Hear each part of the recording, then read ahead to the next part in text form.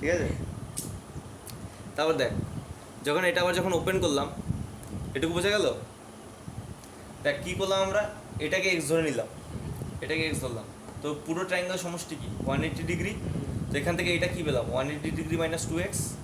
আবার দেখ এই কোণ আবার এই কোণ একই সরলরেখায় অবস্থিত, তো সেখান থেকে কী পেলাম আমরা এই দুটো, এই কোণ আর এই কোণের সমষ্টি 180 ডিগ্রি।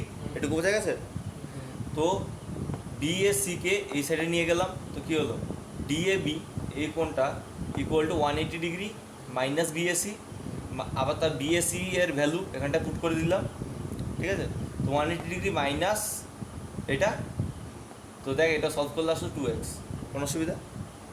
আচ্ছা, অসুবিধা আছে এইটা করবো। ঠিক আছে। আচ্ছা এইটা যদি 2x হয়, আচ্ছা দেখ এই কোণ আর এই কোণ কি সমান, তো এটাকে y ধরে নাও, এটাকে y ধরে নাও। তো y plus y plus 2x equal to কত 180 ডিগ্রি, হ্যাঁ, তারপরে 2y plus x equal to কত 180 ডিগ্রি, ঠিক আছে। আর x প্লাস y কত 90 ডিগ্রি। আর আর এই অ্যাঙ্গেলটা কত x প্লাস y, এটা হচ্ছে 90, এই টোটাল অ্যাঙ্গেলটা কত, angle D 90। B C equal to কত এক্স প্লাস ওয়াই, আর সেটা কত 90। বুঝতে পারলি এবার? হ্যাঁ, বুঝতে পেরেছিস?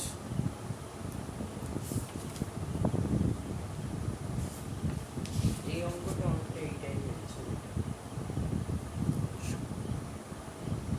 কথা উল্টা। তারপর দেখ এখানটায় বলেছে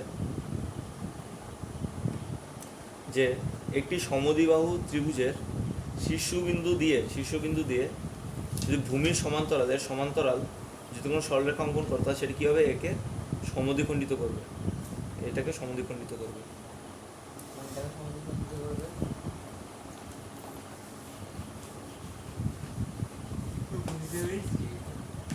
ধর কোনো একটা সমদ্বিবাহু ত্রিভুজ আছে, কোনো অসুবিধা? সমদ্বিবাহু ত্রিভুজ তো এটাকে একটু বাড়ালি, বহির্কোণ পেলি, ঠিক আছে, দিক পেলি, এটা হচ্ছে এ বি সি। বিসি এর সমান্তরাল এই বিন্দুতে তুই একটা কী করলি এডি অঙ্কন করলি, ঠিক আছে। এইটার সমান্তরাল তুই এখানে ড্র করলি, তো কী হবে এই কোণ আর এই কোণ কী হবে সমান হয়ে যাবে, এটা বলতে চাচ্ছি, ঠিক আছে। এই দুটো কোণ সমান হবে, সেটা কী করবে, কি করবে? কী করবে? ও সেই একটা পূরক কোণ সম্পূরক কোণের ওখানে একটা ছিল কি অনুরূপ কোণ, বহিস্থ কোণ, ওই টাইপের কিছু একটা, অন্তস্থ কোণগুলি সমান হয়, ওই টাইপেরই কিছু একটা হবে। মানে কি এটা, এইটা আর এটা সমান্তরাল, এইটা আর এটা কি, এইটা আর এটা কি বিপরীত কোণ, একান্তর কোণ না, একান্তর। কারণ তো সমান্তরাল এটা একান্তর কোণ না, তাই তো। হুম, যদি এটুকু যদি বাদ দিয়ে দিই, হুম, তাই তো, হুম। একান্তর কোণ। আবার এই কোণ আর এই কোণ কি অনুরূপ কোণ। অনুরূপ কোণ। আবার আমরা কি জানি এই দুটো কোণ সমান, হুম, তার মানে কি এই দুটো কোণ সমান। সিম্পল, ঠিক আছে। এটা একটা গুছিয়ে দেওয়া আছে, দেখে নিন। বুঝতে পেরেছিস কী করলাম? এইটা আর এটা তো সমান্তরাল, তাহলে কি এইটা আর এটা কি হবে একান্তর কোণ, এইটা আর এটা কি হবে অনুরূপ কোণ, এরকম ছবি, তাই না?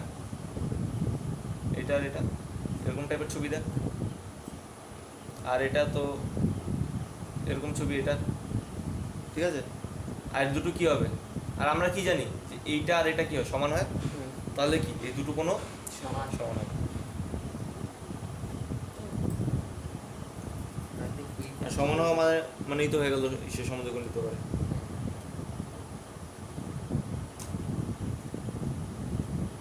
আচ্ছা আর এটাতে কি বলেছে যে এ বি সিডি